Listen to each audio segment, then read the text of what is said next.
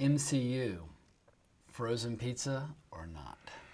Recently, Time to get some people unsubscribing. recently frozen pizza. MCU ends with Endgame, which is fine. Perfectly understandable. That is great.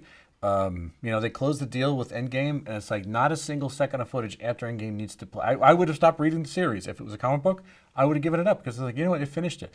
Anything after that is completely inessential, and I hate to say this, about Feige.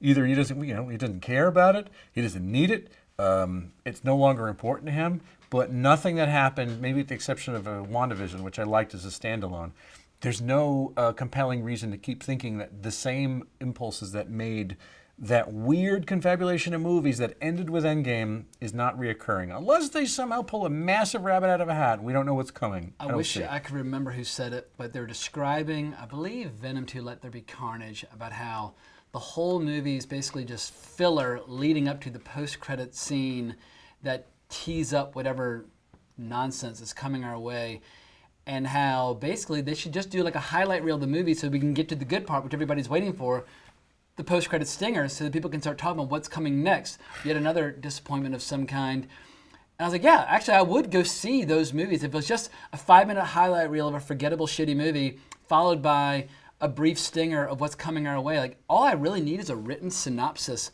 of what's contained in the stingers. And that way, because that's, once again, we're talking about Easter eggs. If it's just Easter eggs, I just need the information. I don't need anything else because that's all we're talking about at this point. So I hate myself for agreeing with you. Yeah, but that is the world in which we live. And once again, it is to a degree our fault because we're the assholes who bought these comics and cheered them on along the way as they started making these demanded movies. without no quarter that it must be this way. This is a world that our purchases, our dollars have supported and created. So maybe that's as good a point to end on as any, that we are living in a world of our own making and it sucks and maybe we should do better.